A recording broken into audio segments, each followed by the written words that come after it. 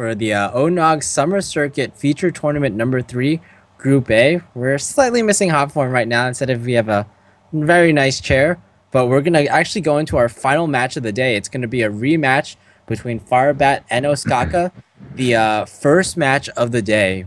We saw a pretty back and forth series in that first match, with Firebat eventually, unfortunately, losing to Osaka 2-3. And it actually came down to a face hunter mirror to end it off, in which Firebat, he told me right after the first series ended, he actually made a extremely serious, grievous misplay where he didn't set up lethal the turn before. He was 1 damage off lethal as always. How fitting that these guys get to match up against each other in the decider. When we started out today, we figured these were probably the most notable players of recent tournament experience. So for them to be playing twice in the same day is really cool to see. Yeah, and not only that, they brought very similar similar decks. Both bring warrior, both bringing the hunter, and also one player Firebat is bringing freeze mage, while Osaka is bringing rogue. Just looking back at the last series, I think it was really important that actually Firebat matched up his freeze mage against the rogue of Osaka. So it was almost like a really more of an easy win. Then again, you have to consider freeze mage actually does really well against 2 of Osaka's decks. So I would have to say Firebat has an advantage in this series, even though there are likely to be many mirrors. Yeah, and I think stressing on that point that because his freeze mage deck is good against everything other than the patron warrior from Osaka, even if he loses to this patron warrior here, he'll still feel like he has a really good shot with his lineup against the remaining 2 decks that Osaka is bringing. Yeah, even though that's the case, I feel like Firebat has a definite advantage in this game. He has pretty much the 3 cards you want. Deathspite, actually 4 cards. Deathspite, Patron, Whirlwind, and Inner Rage, even a second Inner Rage. So, okay, not only that, but an Acolyte of Pain on turn 3. This is literally the God Hand. At this point, even if he death bites and it got Harrisoned, he could still do a 6 patron combo. Yeah. So it's going to be up to Osaka to go first with the patrons, essentially. I think if he plays patron and double Inner Rage, that would actually be a really good move next turn. But I'm not sure if he can make that read or not, because it's a huge resource investment, and they would still get cleared pretty easily. It just stops Firebat from being able to do his ultimate combo. Oh man, he's gonna go for it. It's good. Well, so Firebat can at least clear 2 of these by interraging his acolytes. Ooh, there we go. Okay, so actually that was a pretty huge draw, because right now he can't go for the ultimate whirlwind. He can't go for a second whirlwind effect, but with this draw, he's able to clear off all his opponent's patrons and set up 1 patron or 2 patrons of his own. Although now that I think about it, it's 4 patrons of his own, right? Is it 4? Yep, he plays patron plus rage and attacks. Yeah, he has the second Inner Rage. That's right. Dominating position. That was just every single card he could ever ask for, plus the execute off the top into the best play from Osaka. Yeah. Again, God Hand, but it actually would have been pretty even if it were not for the fact that Firebat top decked the execute. Yeah. Off the top of his deck. I do have to give a lot of credit to Osaka though. If he didn't go for that double Inner Rage play on his turn 5, this would be just a blowout or it would be an extreme blowout instead of just a normal blowout that we come to expect from Patron Warriors. Yeah, I mean it's still a blowout, but I think it would have been to that point of frustration for Osaka that he might have had a play and he didn't do it. But he took his chance, and he sees that even that was not enough, so probably just going to write it off as okay, there was no better way I could have approached that situation. Yeah, and is this okay? Oh, at least he plays a minion here. Yeah, I was gonna say this might just be one of those armor pass turns that we come to expect from Patron. Plays out the 3/3 for 4 mana, hopes for the best. Seems like a battle rage here. Armor Smith, why not? Well, presumably he trades a wounded guy, right? I think he trades. He could trade the wounded guy and then whirlwind in battle rage, or he could just battle rage first. You could play Armor Smith, trade Whirlwind, and Battle Rage. Same difference. Your board is full now, though. This is like the one way that you can lose a board advantage like this, where your board is completely full. And for example, Oskaka has the 2 unstable ghouls. If he had a charge mechanic with that, it's possible for him to remove a lot of patrons here. Yeah. Well, that being said, though, you did just draw 5 cards. So even if, like, miraculously your opponent clears your board, you're still in a really good position. Because in order for him to clear your board, he needs, like, to pretty much use his entire hand. And then you have, like, a 10-carded lead on your opponent. Yeah. Well, yeah, I mean, I don't think Oskaka is going to be too upset about that. He played it right? He played every turn correct, and it was just the best possible situation for Firebat that you were not really going to take back. Yeah, I mean, Patron Warrior is a very complicated deck, but just like looking back at that game, I would have to say Oskaka like almost certainly played all of those turns correctly. All right, going right into the next game. Oskaka made the best pick possible here with Patron Warrior versus Freeze Mage, and I'm really excited to see this match played out with 2 experts on either side of the field. This is such a tactical, math-driven, gambles are taken, a really cool match to watch. Yeah, yeah, I do have to agree. I think both these players are like top 10 of piloters of each of those decks. Firebat, I would even argue like top 5 of top 5 Freeze Mage players.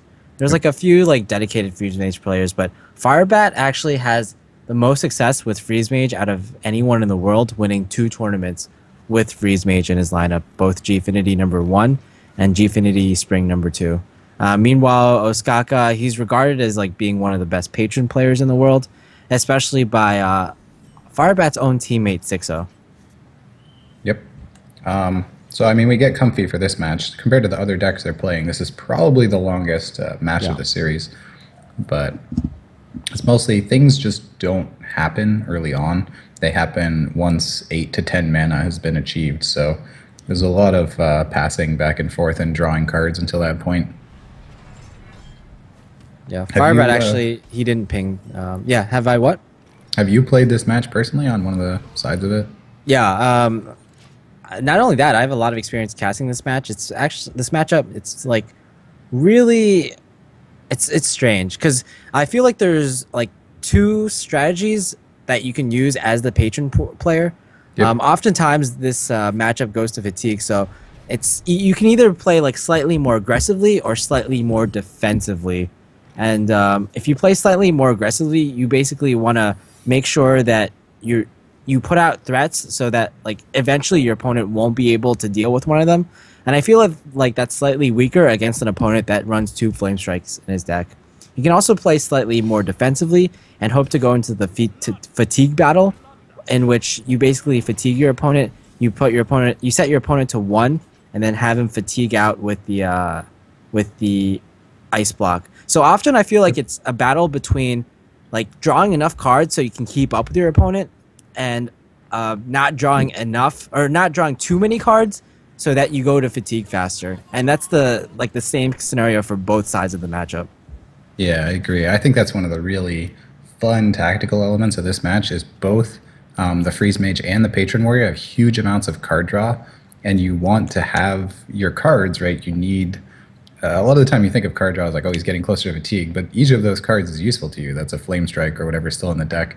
You need those cards to be able to make the appropriate plays, but if you're the one hitting fatigue 3 to 4 cards in advance of the other side, then it can be a really huge disadvantage for you. So there's a lot of management of when you draw properly and what you're trying to draw for that players have to incorporate into their mindset. Yeah, well, not only that, it's a matchup that's not very common on the ladder, so you have to play it a lot in order to understand it properly. And one other thing to consider is this actually is a pretty good play. You can just essentially you can throw down a patron, inner rage it once, and then that's it. Two patrons are almost as good as four or six patrons, Yep. since the you basically need two frostbolts in order to deal with these patrons, um, or like a flame strike. Those are like the only options you get, or like the Frost the Nova Doomsayer, maybe. Frost Nova Doomsayer, or possibly the Blood Mage Thanos into a Blizzard. Um, with this particular scenario, Firebat could have actually double frostbolted these, but I think he's gonna go like he's perfectly okay taking this damage and going for the flame strike next turn. Osaka could make a huge damage push here, but it's not really worth it. You want to save your whirlwinds for the armor smith combo, and there's even something to be said for hanging on to the patron until you can get the armor smith, but he'll probably just wait for the second patron. I think it's very unlikely to see him play one armor smith on its own. You want to get both of them together for that maximum synergy. One of the really cool plays that I find is like the way for the freeze mage to take an advantage is the Frost Nova Doomsayer very often requires an execute because there's not a lot of things that the warrior can do 7 damage with without putting like all of their resources into it. So then they execute it, and suddenly your Alexstrasza or your Archmage Antonidas can stay on the board because there's no execute left for those creatures. So something like even just waiting there and hoping you get a Frost Nova, knowing you could clear with Flame Strike to bait out the execute is a really cool play. Yeah, definitely. I feel like though it's not as relevant when your opponent has a death spite in his when he's holding a death spite essentially, because he can just slam and death spite and you're like, oh, I guess he didn't have to use it and execute there. Yep. Also, a lot of patron boards are just not worth saving. Like for example, this board, you have the double Gnomish Inventor. So what, right? Oh, he's going to throw away the Doomsayer into a board that will kill it. It would force the weapon attack at least, though.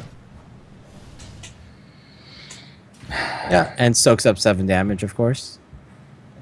The Emperor for Firebat is pretty good. I think you'd be tempted to play it next turn. We mainly wanted to hit the Archmage, but getting both Frostbolts involved in the low mana cost would mean that you could end up doing a Archmage double Frostbolt Icelands play, which gets you a good chunk of damage back in your hand. Yeah. Also, I guess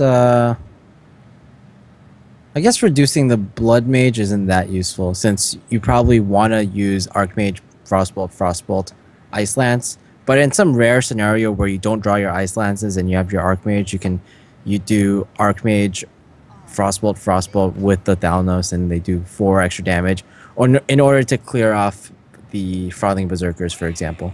Well, he just played one Armor Smith on its own, which is normally a pretty terrible decision in this type of match. He will get a bunch of armor from it, but you get so much more armor with the synergy together because you have a limited amount of creatures and whirlwinds, and normally you want to save that till later. Yeah, maybe it's just the fact that, like you said, you have a limited number of creatures in your deck, and this feels like you've used both Gnomishes, so it feels like a lot of the creatures are missing. Like you won't get it like this big of a board later on in the game, perhaps. Yeah, seems like Osaka has a really aggressive strategy in mind, that he just wants to be applying pressure. He's beaten through 2 ice barriers already, so he's been doing quite a bit of damage for a normally slower style of matchup.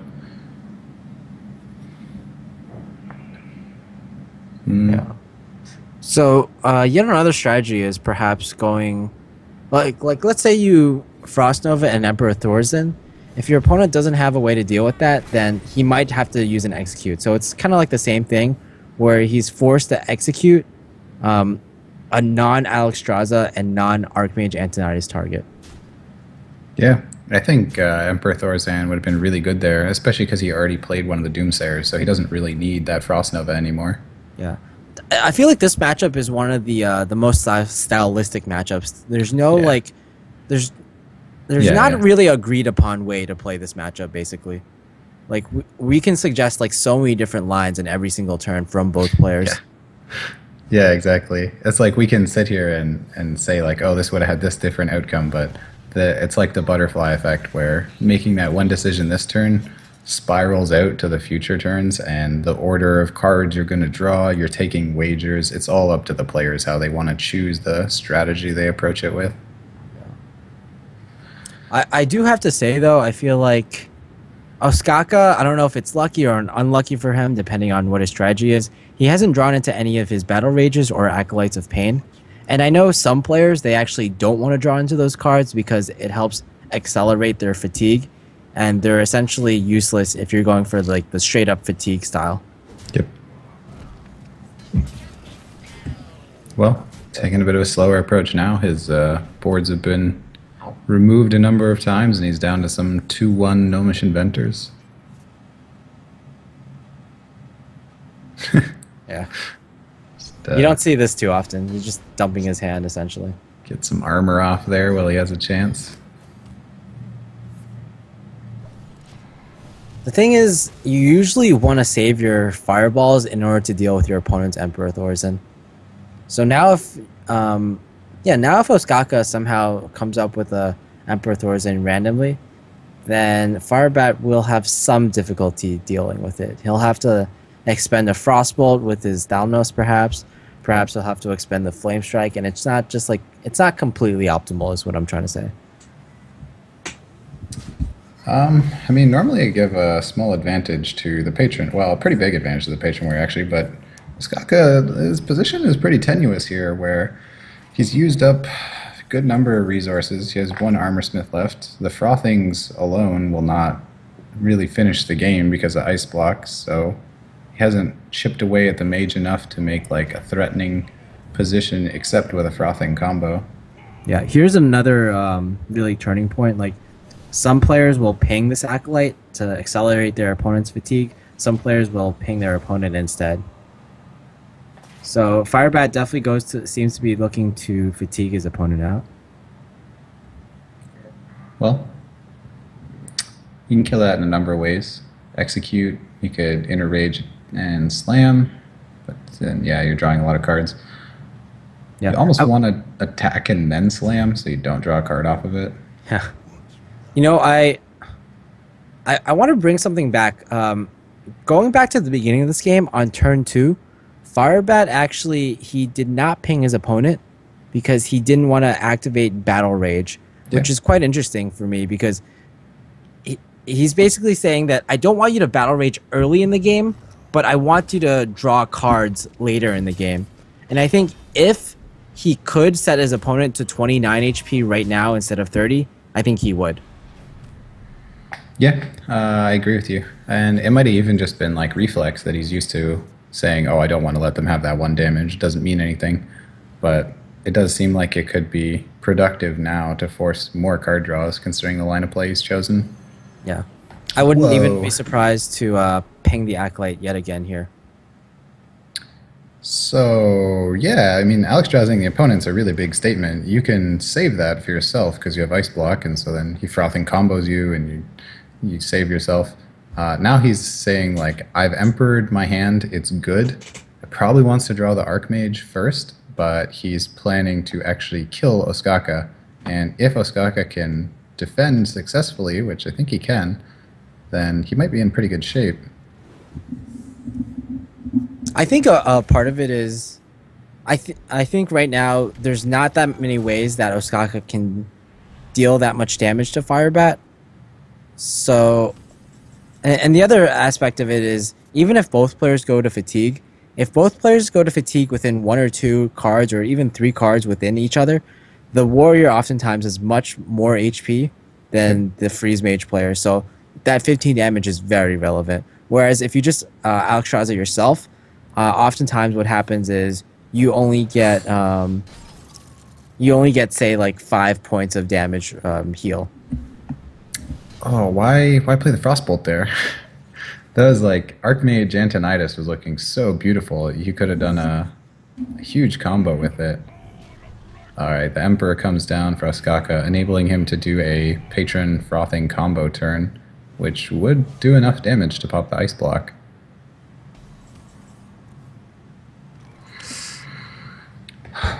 Oh, it's getting tense. Yeah, it's getting really awkward. So Firebat's running double Blizzards as well. I would have it was very obvious that Firebat, he was trying to like get rid of some of his cards, but I would have liked to see him get rid of a Blizzard, for example. Yeah. because he has two of them, and they're not really that useful against Patron Warrior. If you already have a second Flame Strike, the Blizzards are basically usually in a standard Freeze Mage deck.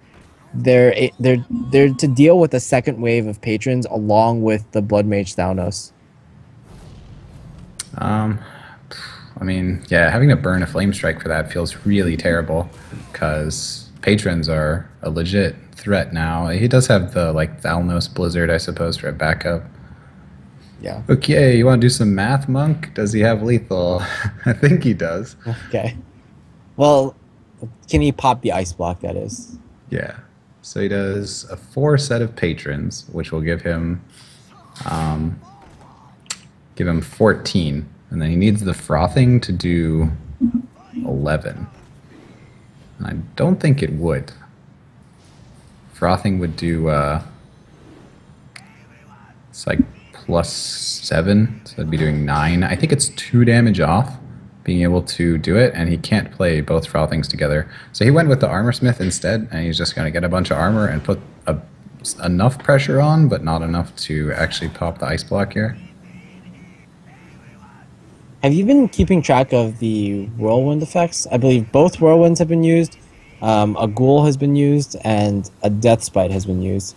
So probably either only a death spite or a death spite plus a ghoul left in terms of whirlwind effects, and that's all he's got in order to activate the frothing berserkers. That being said, Firebat's used Alexstrasza already, and he doesn't really have a way to heal up using his heal bot as well. So yeah, the frothing berserkers actually aren't that relevant in this game. It's pretty much like the weapons alone can finish off Firebat, because I think there's a War Axe left still as well. He has his heal bot, but that'd be about it. Wow, didn't play the War Axe. What? What do you think he's saving the War Axe for? I guess he wants to see if the patrons can pop the Ice Block first. Got time after all. Could we maybe get a card check for how many cards they have left? I'm curious who's in the lead. 4 and 4. Oh my god. This is a really tense game. Yeah, I feel like generally it's the patron warrior that has slightly more card draw potential, but Osaka, he's only drawn I think one of his acolytes, and he hasn't used any battle rages. Yeah. So there's really not a lot of useful things left in Osaka's deck. Otherwise, the Death Bite is about it. Yeah. So, and another thing to consider is, yes, Firebat could have cleared his opponent's side of the board with Blood Mage Thanos plus Blizzard, but I don't think he actually wants to use that Blood Mage.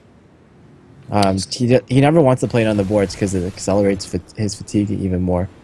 Still waiting on Archmage Antonidas. Not drawing that for so long is really painful. Yeah, extremely painful, especially since he had to basically waste that Frostbolt earlier in the game. It's looking grim for Firebat. I think he has Archmage Antonidas and Healbot left. And Osaka can remove the Archmage pretty easily with the Execute, and the Healbot will not save him based on the amount of fatigue. I believe he actually used Healbot already in this game. Oh, did he? Well, then he has absolutely no healing left. And he's 100% dead. Even if his hand was all fireballs, I don't think he could kill Osaka before the fatigue will set in. I mean, yeah, there was a lot of things happen this game, so it's very tough to give an overall analysis, but it looks like the Patron Warrior will end up taking it. Say with a bit of question marks attached. Okay, second to last card. I guess we go for it, but... is there... He can still pop the Ice Block here with equipping the War Axe over top of the Death Bite, so saving the War Axe is actually really helpful. Yep. I guess Thalnos is useless. That would draw a card and kill you.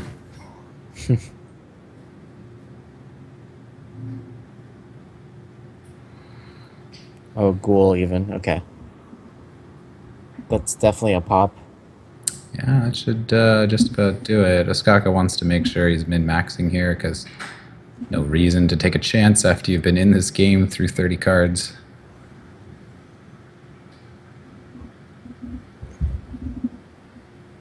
Skaka also, he has to figure out a creative way to pop this block, putting his opponent on as low HP as possible. Yep. I think you can just use one. I'm really surprised you'd slam that. You could just use one frothing. I suppose there's no reason to pop the ice block. You just wait till next turn, then you get him to one. So he would do his math prior now and see like, okay, I have this way to get him to 1 HP, so I'll do that. Looks like you could attack with the weapon and just hit him once with the unstable ghoul. Well, no way to stop it. Oskaka's going to take this game. It's going to even up the series in a really sick match. I mean, I love those types of matches where it just goes all the way and players are doing these calculations. Yeah, not that much to calculate now. But like, there's not even enough fireballs here in Firebat's deck, and he knows he's done for it. So, pretty nice game here. One of the more well-played Freeze Mage versus Patron Warrior games, I'd say. I feel like in that match, like, so many mistakes are made, and it's just generally like most players have no idea what they're doing, and that's not necessarily a dig to those players, but rather to the fact that it's a matchup that hasn't been figured out yet. I don't know if there was that many mistakes. Like maybe because we could see both hands, right? Then there were like some obvious errors. Not in the previous game, but just generally in maybe some other Freeze Mage versus Patron games. Oh yeah, totally. Well, anytime you go, like it takes masters of the class to know how to go all the way to fatigue. Like you can bet both of those guys knew every single card in the opponent's deck, and they're making decisions on that, but 99% of players won't have any idea what every single card in the deck is of their opponent. Yeah. Well, not only that, but I think the main factor in that game was Archmage Antitis being so low, so deep in Firebat's deck. Although the Alex Draza play was a bit YOLO. It just got executed, right? And in the end, that never helped at all. Probably wouldn't have made a huge difference. He still would have died at the end to the frothing combo, but... Freeze Mage versus Face Hunter. So, because Firebat, he's seen so many games of Oskaka's Face Hunter, he probably knows that it's very unlikely for the traps to be Freezing Trap. And I feel like that's so important in the matchup where you can actually like go toe-to-toe with your opponent's minions with your own without like being afraid of like recourse. Like sometimes like you can deal with a snake trap if you have Frost Nova, for example, or if you have Blizzard, which Firebat has an abundance of. 2 Blizzards, 2 Flame Strikes even. Yeah, I would give an edge to Firebat in this one, especially because he's playing the heal bot in his deck. It's not like a mandatory take, but it's something that helps you a huge amount versus hunters. Well, it's just going to get silenced. Yeah. One thing Firebat taught me about this matchup is that you actually don't want to keep Loot Hoarder in your opening hand. Because you always want to ping over Loot Hoarder, essentially. And the only way that Loot Hoarder is better than a ping in this matchup is if he either draws dead on turn 2 or if he throws down a Mad Scientist. Yeah, usually like if your opponent has a 1-drop, like any 1-drop, you'd rather ping than play your Loot Hoarder, essentially. That makes sense. And then if they had Juggler, of course, you would risk it getting juggled, and that would just be really bad. Well, turn 4, he's at half health already. Yeah. Oh, Firebat's also said before that this matchup is so good that if you Firebat has said that he's never lost a game in this matchup where he's gotten double Ice Barrier in his opening hand. And he actually keeps Ice Barrier in the opening hand if he knows for a fact that it's Face Hunter. Cool. Yeah, seeing his hand there of double Ice Barrier and Alex Draza feels pretty good. I remember once upon a time, every hunter played Flare, and then this match was terrible. And you would think, oh, I have an ice block, I'm totally gonna win, and they would flare it, and you would die, and you just feel bad for the rest of the day. But no longer do they play Flare. I'm Well, sure you remember that time, Monk. oh yeah, great times. I've lost quite a game with against Flare. Like at WCA, I was playing it was like a hunter mirror and two of my traps got flared in like a deciding match. It was Yeah. horrible. I felt really bad. Um but yeah, and I've seen Flare recently in HPL Purple Drank. He like randomly played Flare against I forgot who his opponent was, but it was also a hunter mirror and his opponent was just blown away by the Flare. Yeah. I mean, Flare's actually really, really good as soon as it removes a secret. Mhm. But for those of you that didn't play it the previous time, it was Flare cost only 1 mana, so then you could use it, and it was a really good card draw mechanic for 1 mana, so you would just include it in the deck and wreck people with secrets anyways. Yep. So it seems to be pretty good here. That's a lot of pressure from the hunter. Alex Strauza in hand, but he's got to live until turn 9, and it's questionable if that's possible. I think it's quite possible here because Ooh. yeah, you have so many AoEs here. Um, yeah, there we go. Is it possible, though? The hunter needs very little damage. He would need 4 damage, so like an arcane golem. It's a pretty standard top deck to pop the ice block a turn early. Oh my god. Oh, Got it. He got the arcane golem. well, Oh, it's but wait. Oh, no. It's of course he's giving him 1 mana, so yeah. it's not quite as good. A huffer would have been the way to go, but he already played animals. Still a tough position. Yeah, and he even has the heal bot to follow up. If he didn't have the heal bot, it would have been it would be a more tenuous position, but pretty much the story of this game is that Firebat drew every single healing card Yeah. against Phase Hunter, which is just amazing. I don't even. He's not even halfway through the deck yet, right? Yeah. And I feel like if Osaka were playing any type of hunter besides this like straight up Phase Hunter, he would be doing so much better. Even like the hunter variants that are just like the new chalky hunters. I don't know if you're too familiar with those, but they're basically Phase Hunter with slightly different traps. They have freezing and snake often, and they have a Lotheb and 2 piloted treaders. I feel like that deck would do worlds better than what Osaka is playing in this matchup.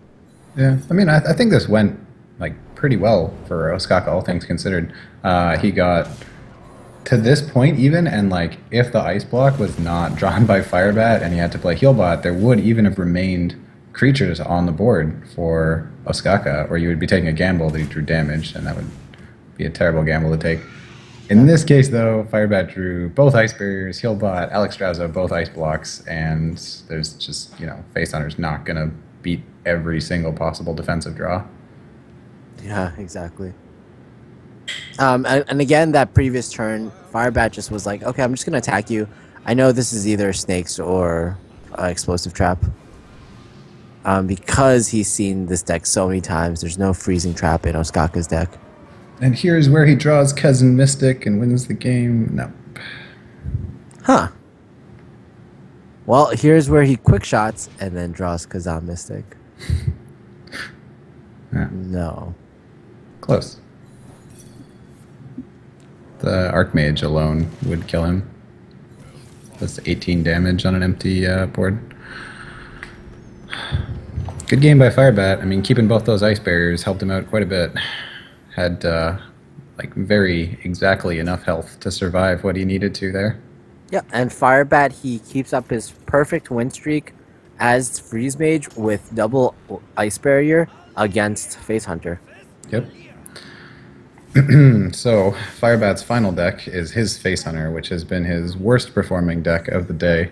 He needs to take one win here, and this is the decider for who goes through to the semis, so it's a pretty important match to win. Yeah, I mean, Osaka does have the coin, and he has an SI agent, he has a Farseer, so theoretically that should curve out pretty well, but we've seen like scenarios where, just in the last match, I believe, even though Firebat's last opponent let me farm, he curved out so well Firebat still like kind of stole a win. Yep. Oh yeah, that was really painful for Let Me Farm. He lost to the Huffer top deck when he actually had lethal set up for next turn.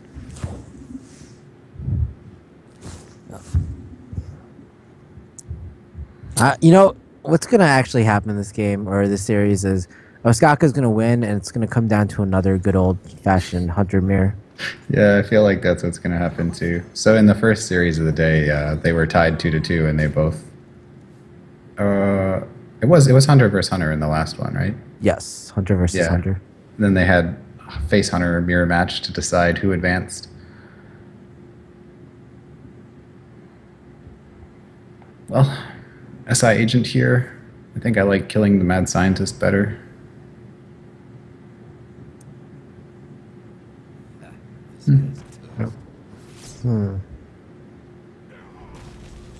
It's definitely a technical choice because I guess he'll play the Earthen Ring Farseer next turn, so he didn't want to.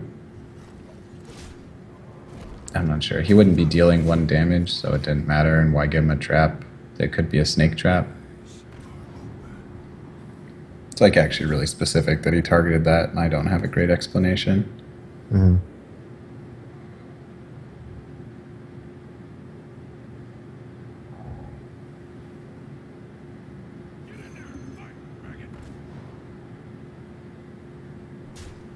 Okay, actually making a trade here.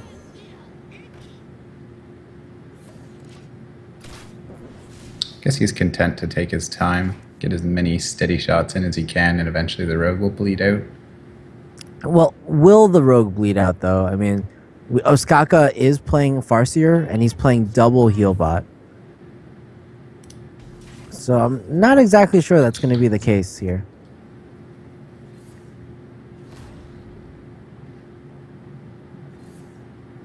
Reverse Huffer doing some work.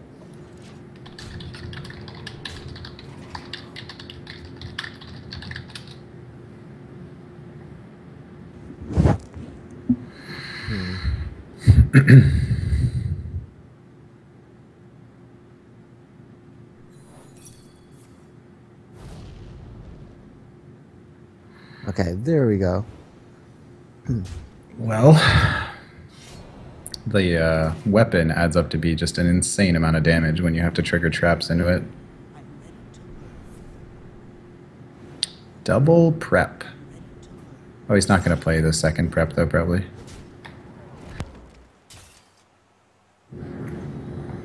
Could have like thrown Blood Mage Thalnos down there for 1 extra damage and a card draw. Yeah. Since the prep doesn't seem amazingly useful after this point. If Firebat were somehow miraculously given Unleash the Hounds here, it'd be pretty amazing. But right now we actually see that it's going to be Firebat who's going to be on quite a clock here. How much damage is on board at the moment? 1, 2, 9. So lethal next turn though. The Firebat has lethal next turn. yeah. Wait. Attacks are 4. Yes. Yeah. He could have saved the Arcane Golem there and steady shotted. Putting the Arcane Golem as a body on the board, but doesn't seem like that matters that much compared to giving him the extra mana, which might enable some kind of play like a prep sprint into damage. What's the best that Osaka can do? He has to draw into something. He has But the to problem backstab is... his own Thalnos. Yeah, like if you just went for the Azure Drake, he wouldn't get enough mana to either play Farseer or the heal bot. Yeah. And he actually has a really good chance of drawing some heal this turn. He could draw Eviscerate off the Azure Drake, but he could draw Eviscerate here anyways. Sap, isn't it? Azure Drake into Eviscerate. It's the only play. He could hope that Firebat does not have enough damage, because it's not clear to him that Firebat has the damage. Blade Flurry, that's not it. And exact lethal. Well, Firebat managing to take the game with the Face Hunter deck versus the Rogue. Osaka, of course, playing a double Healbot Rogue, but didn't manage to draw a Healbot this game. Yeah, it was quite unfortunate, especially given his pretty amazing early start. coin SI Agent into Farseer, into Violet Teacher. A really nice curve, but Face Hunter was just really able to pull through, and Firebat will advance to Sunday's playoff stage, where he will be able to face off for a chance to go to PAX Prime in addition to the $6,000 prize pool. Also, very important to note, because Firebat and Sukipan have both advanced to the top 4, they're guaranteed $750 for their hard-earned work. Yeah. Well, yeah, that's no small prize for Hearthstone tournaments. That could be a grand prize in many of many of the tournaments that get played. So this tournament has quite a bit of money on the line that you can bet the players are hungry for. Yeah. Well, that's almost about it for the day. But before we leave you guys, I have to mention, if you want to support esports, if you want to support Hearthstone, and if you want to support our sponsors, you can go to geico.onog.gg for an awesome GEICO quote of your own. Not only are there GEICO quotes there, but you'll be able to find a really nice giveaway for an official TSM PC. It's going to be a really nice PC, pretty much top of the line and everything. So definitely recommend that. And in addition, if you want to play in these tournaments, like, you can actually play in the future tournaments. Osaka, we didn't invite him. He qualified via his own merits, along with 6 other players in this weekend's tournament. If you want to do that, there's going to be 4 tournaments left for the rest of the week. 2 of them will be on August 10th, and 2 of them will be on August 12th. Not only will you be able to play in the opens, you can be broadcasted, maybe cast by us even, later on in the week. So I think that's about it. Do you have any final thoughts on the day, Hotform? I mean, those are some really good series. I especially liked the very first series of the day, and Sukifan versus Osaka was a really, really good series. Both players just played perfect games, and it was like very back and forth. So if you guys were missing some of that and you wanted to check out the VOD, it was the winners match. So that was the 3rd series of the day, which was just absolutely fantastic played. Yeah, I definitely have to agree with you. Sukipan, I'll have to get some clarification on that.